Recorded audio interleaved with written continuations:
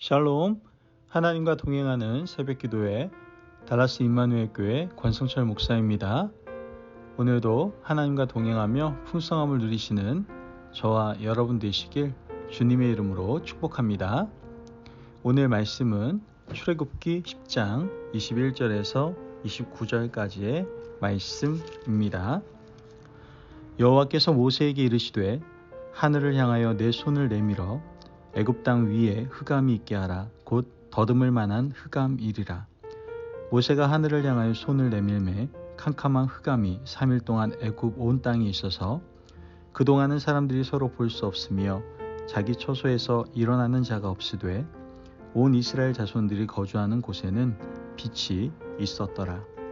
바로가 모세를 불러서 이르되 너희는 가서 여호와를 섬기되 너희의 양과 소는 머물러 두고 너희 어린 것들은 너희와 함께 갈지니라. 모세가 이르되 왕이라도 우리 하나님 여호와께 드릴 제사와 번제물을 우리에게 주어야겠고 우리의 가축도 우리와 함께 가고 한 마리도 남길 수 없으니 이는 우리가 그 중에서 가져다가 우리 하나님 여호와를 섬길 것임이며 또 우리가 거기에 이르기까지는 어떤 것으로 여호와를 섬길는지 알지 못함이니이다 하나 여호와께서 바로의 마음을 완악하게 하셨으므로 그들 보내기를 기뻐하지 아니하고 바로가 모세에게 이르되 너는 나를 떠나가고 스스로 삼가 다시 내 얼굴을 보지 말라. 내가 내 얼굴을 보는 날에는 죽으리라. 모세가 이르되 당신이 말씀하신 대로 내가 다시는 당신의 얼굴을 보지 아니하리이다. 아멘. 하나님의 말씀입니다. 여러분, 세상을 지혜롭게 사는 사람들을 보면요, 어느 적절한 선에서 타협을 참 잘합니다. 끝까지 자기 고집을 부리다 보면 본인이 원하는 것을 손에 넣을 수 없게 될 뿐만 아니라 가지고 있는 것조차 지키지 못할 수 있죠. 그래서 세상의 많은 사람들은 어떤 적절한 선에서 밀기도 하고 당기기도 합니다. 물론 세상에서는 이런 것들이 지혜라고 말할 수 있을지 모르겠지만 신앙의 영역에서는 무작정 타협하는 것을 하나님께서 원하시지 않는 부분이 있습니다. 왜냐하면 신앙의 영역에서는 반드시 지켜야 될 것이 있기 때문이죠. 본질에 속하는 것은 여러분 타협의 대상이 아니에요. 사실 본질 이외의 것은 우리가 크리스찬으로서 다 내어줘도 상관없습니다. 하지만 어느 것이 본질이고 어떤 것이 비본질인지 그 기준이 명확히 서 있지 않으면 타협하면 안 되는 것을 타협하고 또 타협해야 할 것들을 고집부리는 그러한 상황을 우리는 경험하게 된다는 것이죠. 오늘 우리가 읽은 본문은 예배에 대한 말씀이에요.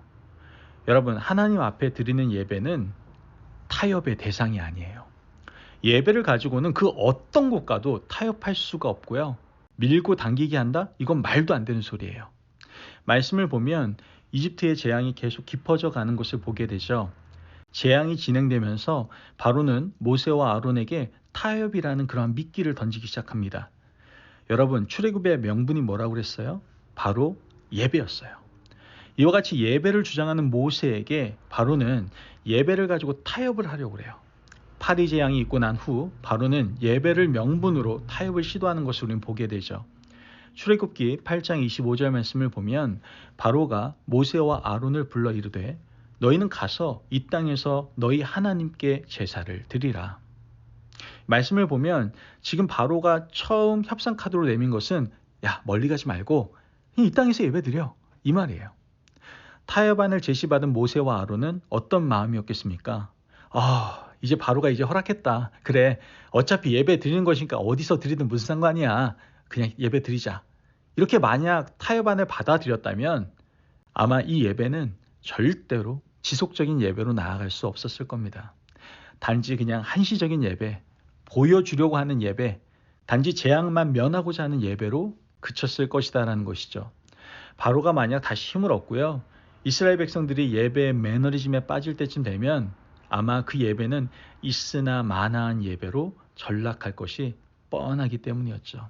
그래서 모세와 아론은 이 협상에 응하지 않는 것을 보게 됩니다.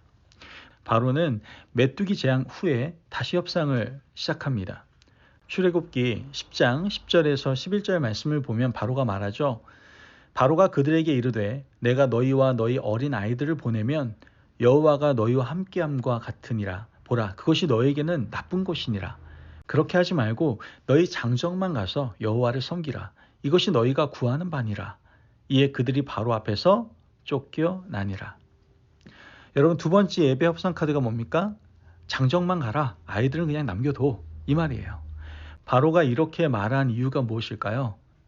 갔다가 다시 돌아오라는 거예요. 바로의 말을 받아들이면 예배 드려 갔다가 다시 종살이 하러 와야 되는 거예요. 왜요? 자식들이 남아있잖아요. 자식들이 남아있기 때문에 다시 와야 되는 겁니다. 그리고 이 예배는 세대가 단절된 예배다라는 것을 우리는 알 수가 있게 됩니다. 어른들만 드리는 예배, 성인들만 드리는 예배 아닙니까? 사탄은 이렇게 예배를 가지고 장난질을 합니다. 야야, 1년에 몇 번이라도 예배 드리는 것이 중요한 거 아니야? 꼭 365일 52주 예배 드리는 거 못해도 너희가 드릴 수 있는 그 기간에 예배 드리는 것 괜찮지 않아? 이러한 협상 카드를 우리에게 던진다는 것이죠. 또한 온 식구가 다 예배 드릴 필요가 있냐? 그냥 어른들만 가서 예배 드리면 되지. 아이들은 자기들이 신앙 고백할 때쯤 되면 그때 가서 예배 드리면 되지. 여러분, 요즘 젊은 분들이 스스로 자기가 깨어있는 사람인 척하며 신앙의 자유를 이야기하는 분들이 많습니다. 어린 아이들이 스스로 하나님을 아버지라 고백할 때까지는 부모가 어떤 강요도 하지 않겠다라고 자랑스럽게 말을 해요. 자신은 매주 예배 드리지만 자신의 자녀에게는 종교라는 이름으로 세뇌시키고 싶지 않다라는 거죠. 여러분, 신앙은 그렇게 타협할 수 있는 것이 아니에요. 하나님께서 이스라엘 백성들에게 하나님의 말씀을 무릎에서 가르치고 또 가르치라고 말씀하시지 않습니까? 모세가 바로의 궁에서 바로의 딸의 아들로 입양되어서 자라났지만 그가 히브리인의 정체성과 하나님의 자녀로서의 정체성을 가지게 된 것은요, 그의 어머니의 젖을 먹고 자랐기 때문이에요. 그의 어머니가 유모로 들어와서 모세를 가르치면서 하나님의 말씀을 계속 일러주었기 때문이죠. 사탄은 이렇게 교묘하게 예배를 통해 세대 간의 단절을 꾀합니다. 장정만 가서 예배 드려라. 어린아이들이 뭘 한다고 데리고 가냐. 광야 사흘길을 걸어가다가 아이들 다치면 어떻게 하려고 데리고 가. 아이들은 약하고 어리니까 그냥 여기 두고 너희들만 가서 예배 드려. 이러한 타협 조건에 모세와 아론은 응하지 않습니다. 세 번째 예배를 통한 협상 카드가 나오죠. 출애굽기 10장 24절에서 25절 말씀을 보면 바로가 모세를 불러 이르되 너희는 가서 여호와를 섬기되 너희의 양과 소는 머물러 두고 너희 어린 것들을 너희와 함께 갈지니라. 모세가 이르되 왕이라도 우리 하나님 여호와께 드릴 제사와 번제물을 우리에게 주어야 하겠고. 여러분, 세 번째 바로의 협상 카드는 바로 가축은 남겨두라는 거예요. 예배 드릴 때 제물은 드리지 말라는 거죠. 아이들까지는 가고 가축은 남겨둬라. 즉 헌물이 빠진 예배, 헌금이 빠진 예배, 하나님께 우리의 마음과 정성을 온전히 드리는 그 예물이 빠진 예배를 드리라고 하고 있는 겁니다. 어떻게 보면 바로의 마음이 많이 열린 거예요. 거의 90% 열렸다고 생각할 수 있습니다. 처음에는 이 땅에서 드리라고 하다가 나중에는 장정만 가라고 했죠. 그리고 이제는 아이까지 데리고 가라고 허락을 합니다. 그런데 가축은 못 데리고 간다라는 거예요. 예배는 드리되 헌금은 하지 마라.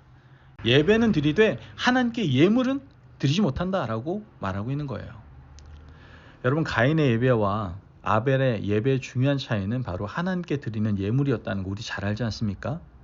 하나님께 드리는 예물이 중요했던 것은 그 예물 자체가 뭐였기 때문에? 사람이었기 때문입니다. 하나님이 가인과 그 예물은 받지 않으시고 아벨과 그 예물은 받으셨다고 성경은 기록하고 있죠. 즉 예물을 통해서 자기를 표현한 겁니다. 하나님은 많고 적음을 따지는 분이 아니에요. 많이 가지고 나와서 더 사랑하고 적게 가지고 나와서 미워하는 그런 분 아닙니다. 과부의 2렙돈을 예수님께서는 귀하게 보셨다니까요. 그런데 문제는 예물에 담긴 우리의 마음이 중요하다는 것이죠. 많고 적음의 문제가 아니라 예물을 통해서 우리의 마음을 담아서 하나님께 드리는 것이 아주 중요하다는 거예요. 하나님께 드릴 희생 예물을 두고 예배할 수 없습니다. 모세와 아론은 끝까지 이 부분에 대해서 타협하지 않는 걸 보게 됩니다. 꼭 줄타기 하는 것처럼 보여서 저러다가 바로가 판을 뒤집지 않을까 좀 염려되기도 합니다. 그런데도 불구하고 모세와 아론은 타협하지 않았어요. 모세와 아론은 알고 있었던 거예요. 예배는 타협의 대상이 아니다라는 것을 분명히 알고 있었던 것이죠. 예배는 하나님 앞에 온전히 드리는 것이 바로 예배입니다. 모든 세대가 완전한 자유를 선포하고 하나님께 자신을 드리는 예물까지 다 드리면서 나아와야 하나님이 원하시는 예배가 될 수 있다는 것이죠. 여러분, 오늘 이 말씀을 기억하며 우린 지금 예배 가운데 타협하고 있는 부분은 없는가 돌아보기를 원합니다. 우리가 이 세상을 살아가면서 절대 타협하지 말아야 될 것이 있어요. 그것이 바로 예배입니다.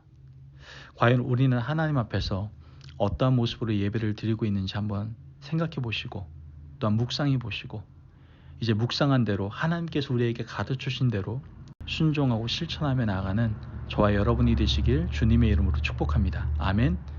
기도하겠습니다. 사랑이 많으신 아버지 하나님 감사합니다. 오늘 우리에게 절대로 타협하지 말아야 될 예배에 대해서 깨닫게 해주시니 감사합니다. 세상이 그렇다고 지금 분위기가 그렇다고 그 분위기와 세상에 타협하며 살아가는 예배자가 아니라 정말 하나님께서 기뻐하시는 예배자로 살아갈 수 있는 저희들 될 수 있도록 축복하여 주옵소서. 감사함이 예수님의 이름으로 기도합니다. 아멘. 오늘도 하나님과 동행하며 풍성함을 누리시는 저와 여러분 되시길 주님의 이름으로 축복합니다. 여러분, 우린 늘 부족하고 연약해서 세상과 타협하며 예배 가운데 온전히 나아가지 못할 때가 참 많은 것 같습니다. 오늘 말씀을 붙들고 우리가 살아가면서 절대 타협하지 말아야 될 그 예배, 정말 하나님께서 원하시는 예배자로서 온전히 나아가시는 저와 여러분 되시기를 바랍니다. 말씀 안에 승리하십시오.